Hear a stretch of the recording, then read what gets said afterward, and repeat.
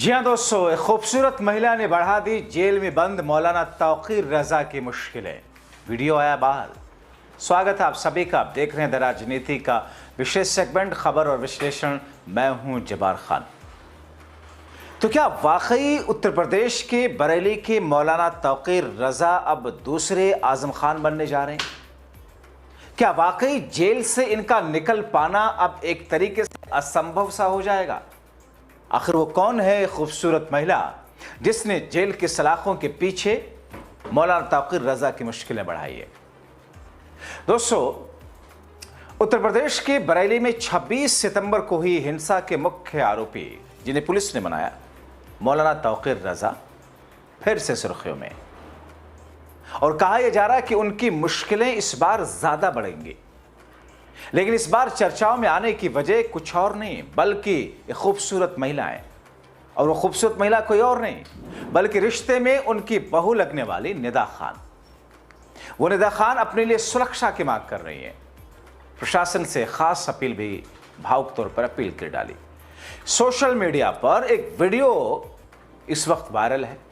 तौकीर रजा की बहू निदा खान ने दावा किया कि अगर उनके साथ कुछ भी गलत होता है तो इसके लिए जिम्मेदार तौकीर रजा और उनके खानदान के लोग होंगे। निदा खान का दावा है कि उन्हें कुछ दिनों से धमकियां मिल रही हैं। निदा कहते हैं कि मौलाना तौकीर माफिया है, कई मुस्लिमों का ब्रेन वॉश किया है, कई मुसलमान इनकी वजह से आज मुश्किल में हैं। ये तालिबानी जैसे लोग हैं, इनके साथ में लोग ही दंगों में शामिल हैं। तौकीर रजा की एक पत्नी पाकिस्तानी भी थी मगर इन्होंने 3 तलाक देकर उसे निकाल दिया, फिर दूसरा निकाह कर लिया। इन सभी लोगों के बारे में जांच पड़ताल की जानी चाहिए। निदा खान फिलहाल बरेली में है। उन्होंने अपनी जान को खतरा बताते हुए पुलिस से तत्काल सुरक्षा की मांग की। दोस्तों, आपको बताएं कि निदा खान का घरेलू विवाद जिसमें मुकदमा अपने ससुराल के खिलाफ चल रहा है। निदा खान ने सोशल मीडिया पर जो वीडियो जारी किया, अपनी जान को खतरा जिस तरीके से बताया है, जिसमें दावा किया कि लगातार 26 सितंबर की घटना के बाद से उनको धमकियां मिल रही हैं। विदेशी नंबर से फोन करके सोशल मीडिया पर लोग उन्हें परेशान कर रहे हैं। घर से बाहर जाने पर कुछ लोग इनका पीछा करते हैं। अस्सलामुअलैकुम, मैं निदा खान बरेली से। जैसे कि आप सब जानते हैं कि मेरी शादी दरगाह आला हज़रत में हुई थी और शादी के कुछ टाइम बाद ही हमारे एक डिस्प्यूट हो गए थे काफ़ी सारे, जिसकी वजह से हमारे केसेस कोर्ट में हैं। लेकिन बात करें कि इन 10 सालों में मेरे साथ बहुत कुछ हुआ, बहुत कुछ बदल गया और बहुत सारे लाइफ थ्रेट आए। लाइफ थ्रेट के साथ लोगों ने मेरे ऊपर अटैक भी करे, सब कुछ हुआ इस 10 सालों में। लेकिन बीते दिनों की बात करें, जब से 26 सितंबर का मामला हुआ है तौकीर मियाँ को अरेस्ट करने का, तो उससे मैं बहुत कुछ कहना भी चाहती थी, लेकिन ड्यू टू कंडीशन और सिचुएशन की बात करें, बहुत सेंसिटिव मामला था और कहने से मैं भी थोड़ा हिचक रही थी। लेकिन उनके जो फॉलोअर्स हैं, लेकिन वो नहीं हिचकते हैं किसी को भी कुछ कहने से और ना ही कभी डरते हैं।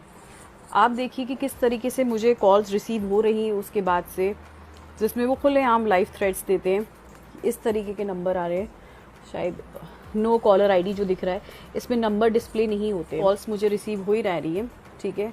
और जब उनका दिल नहीं भर रहा है कॉल्स से बात करने के लिए, तो वो मेरे ही सोशल प्लेटफॉर्म पे इस तरीके की गाली गलौज करते हुए नजर आएंगे। तो अब जो हालात मेरे साथ हो गए वो बहुत ज़्यादा डिस्टर्बिंग है मेरे लिए। देखा जाए, मैं घर से बाहर निकलूँगी, घर से वापस आऊँगी कहीं से, तो कोई ना कोई आएगा, पहले सीधे जाएगा, फिर देखेगा कि मैं जा रही, फिर वापस घूम कर आएगा, फिर कुछ कह के चला जाएगा, कोई धमकी दे के चला जाएगा, कोई कुछ कह के। मतलब मुझे लगता है कि एक फीमेल सिक्योरिटी नाम की चीज़ मैं मिस करने लगी हूँ यहाँ रहने के बाद, जो कि नहीं होना चाहिए। क्योंकि इन 10 सालों में जो मैंने सफरिंग ली है उसके बाद भी ये हालात है कि सोशल प्लेटफॉर्म पे क्या हम इन लोग की गालियाँ सुनने के लिए बैठे हुए हैं? अगर हमारे पास सोशल प्लेटफॉर्म है तो हम वहाँ बात रखते हैं, ठीक है। उसका ये मतलब नहीं है कि कोई भी उठ के आके हमें कोई गाली देगा, या अगर फ़ोन यूज़ करते तो इसका ये मतलब नहीं कोई हमें फ़ोन करके हमें धमकी देगा, या अगर हम घर से बाहर जाने इसका ये मतलब नहीं है कि हमारी लाइफ हर टाइम इनसिक्योर रहे लोगों से जो उनके मुरीद हैं। बात रही तौकीर मियाँ की, तो उन्होंने जो करा उसकी उनको बिल्कुल सही उनके साथ हुआ है। वो जेल में बैठे हैं, उनकी वजह से इतने सारे मुसलमान सफ़र कर गए जाने अनजाने। उन्होंने जो ब्रेन वॉश करा लोगों का, जो कि बहुत ही बेइंतहा गलत चीज़ उन्होंने करी है। और रही उनकी फैमिली की बात, जैसे कि हम जानते हैं कि अरसलान मेरा ब्रदर इन लॉ था पहले, उसके एक काजिम करके नहीं, उवैस करके एक लड़का है जो उसके साथ रहता है और उसका नाम भी एफआईआर में है। तो आप सोच सकते हैं कि ये लोग कितने ज़्यादा कह सकते हैं कि डोमिनेटिंग और माफिया थिंकिंग हम कह सकते हैं, या तालिबानी थिंकिंग, कि उनके साथ जो लोग रह रहे हैं वो तक दंगे में इन्वॉल्व हैं। अगर हम और पुरानी बात करेंगे तो कमलेश तिवारी करके एक पहले हत्याकांड हुआ था, उसमें भी दरगाह का एक मौलाना साहब थे, वो इन्वॉल्व पाए गए थे, लेकिन बाद में उन्हें बेल मिल गई, बट ऑन डाउटफुल बेसिस उन्हें अरेस्ट कर लिया गया था।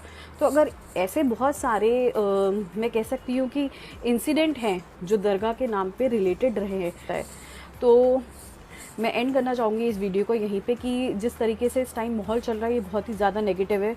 और मुझे लगता है मेरे लिए तो ख़ास तौर से कि मैं जिस प्लेटफॉर्म पे भी जहाँ भी जा रही हूँ, I am feeling very insecure, unsafe. और मेरा कोर्ट में प्रोसीडिंग्स चल रही है जिसकी वजह से मुझे बहुत ज़्यादा प्रॉब्लम्स होती हैं और आए दिन कुछ ना कुछ रहता है। मेरे हस्बैंड के वारंट्स भी निकल रहे हैं, लेकिन as usual police will not take any action, और मैं इतनी होप भी नहीं करती हूँ। बट हाँ, मैं इस वीडियो के through I want to report all this incidents कि कल को कुछ होता है तो who is responsible for all this. और अभी तक जो रहा है सबको पता है कि इन लोगों ने क्या नहीं करा है और क्या नहीं करने की कोशिश की है, अगर हम पीछे देखा जाए।